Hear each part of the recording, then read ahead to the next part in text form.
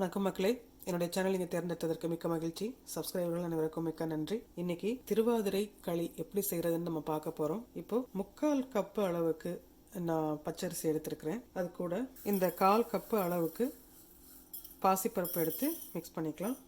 இப்போ 1 கப்பு அளவுக்கு நம்ம பச்சரிசியும் பாசிப்பருப்பும் எடுத்திருக்கோம்.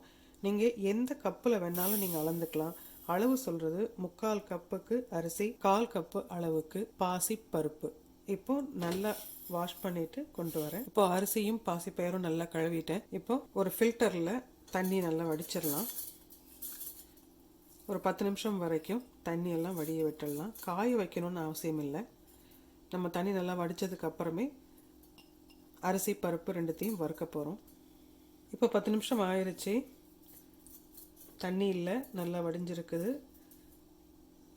இப்போது ஒரு வானிலையில் வறுத்துடலாம்.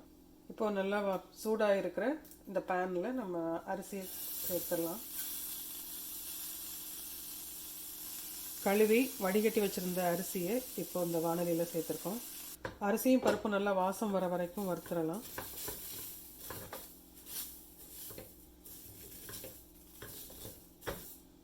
அரிசி நல்லா பொரிய ஆரம்பிச்சிருக்குது. இன்னும் கொஞ்சம் நேரம் நல்லா கிளறி விடணும். அரிசி பாசிப்பருப்பு நல்லா வறுபட்டுடுச்சு. இப்போ ஆஃப் பண்ணிடலாம். இப்போ நல்லா ஆற வச்சுட்டு அதுக்கப்புறமே மிக்சியில் பொடி பண்ணிக்கலாம். வறுத்து வச்ச அரிசி பருப்பு ரவை பதத்துக்கு இப்போ அரைச்சிருக்கோம். இந்த பதத்துக்கு இருக்கணும். அரிசி எடுத்துக்கிட்ட கப்பில் 1 கப்புக்கு வெல்லம் சேர்த்துருக்கேன். அதே கப்பில் 1 கப்பு தண்ணி சேர்த்துட்டு பாகு பதம் வர வரைக்கும் வைக்க தேவையில்லை. ஜஸ்ட்டு அந்த வெல்லத்தில் இருக்கிற அழுக்கு வெளியில் எடுக்கணும். அதுக்கு மட்டும்தான் இப்போ நம்ம சூடு பண்ணுறோம். அரிசி பருப்பு ரெண்டும் சேர்த்து 1 கப் அளவுக்கு எடுத்திருந்தோம். இப்போ 1 கப்புக்கு வெல்லம் சேர்த்துருக்கோம். உங்களுக்கு இனிப்பு கூட வேணும்னு நினச்சா 1/2 கப் வெல்லம் சேர்த்துக்கலாம். இப்போ வெல்லம் நல்லா காய்ச்சி எடுத்துட்டோம். ஃபில்டர் பண்ணிக்கலாம். இப்போ களி செய்ய ஆரம்பிச்சிடலாம். 1 டேபிள் ஸ்பூன் நெய் சேர்க்குறேன். கொஞ்சமாக முந்திரி எடுத்துருக்கேன். ஒரு 6 பீஸ் இருக்குது. வறுத்துடலாம்.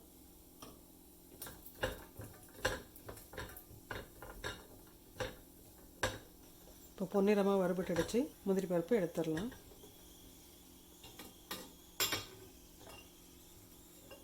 முந்திரி பருப்பு வறுத்த நெய் கூட இப்போ அரைச்சி வச்சுருக்கிற மாவு சேர்த்துடலாம். கட்டி இல்லாமல் மெதுவாக கிளறி விட்டுடலாம். இப்போது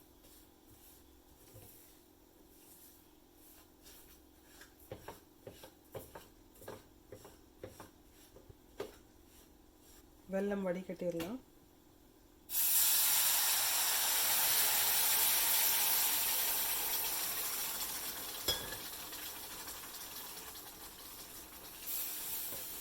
நல்லா மிக்ஸ் பண்ணுவோம்.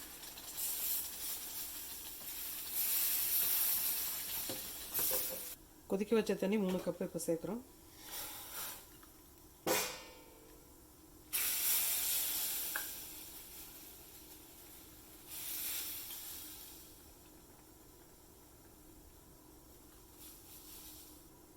நல்லா மிக்ஸ் பண்ணிடலாம்.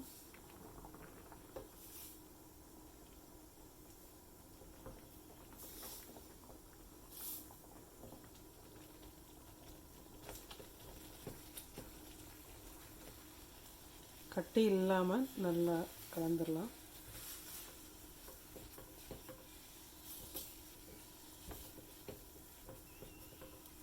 இப்போ இந்த ஸ்டேஜில் ஏலக்காய் சேர்த்துடலாம். 2 ஏலக்காய் பொடி பண்ணி வச்சுருக்கேன். இப்போ சேர்த்துறேன்.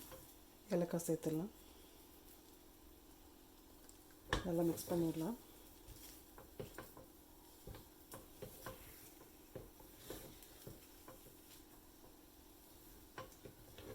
இப்போ இது கூட 1 டேபிள் ஸ்பூன் நெய் சேர்க்குறேன். கேஷ்யூ நட் சேர்த்துடலாம். நல்லா இப்போ மிக்ஸ் பண்ணிவிட்டு ஒரு பவுலில் ட்ரான்ஸ்ஃபர் பண்ணிடலாம்.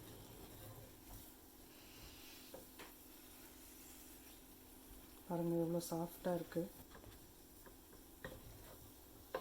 நல்ல டேஸ்டியான சாஃப்டான திருவாதிரை களி இப்போ ரெடி பண்ணியிருக்கோம்.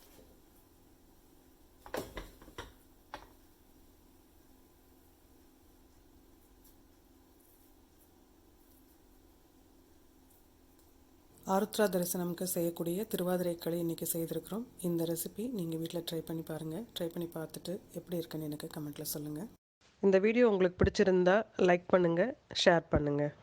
அறுசுவையுடன் ஆரோக்கியம் மேம்படட்டும். நன்றி.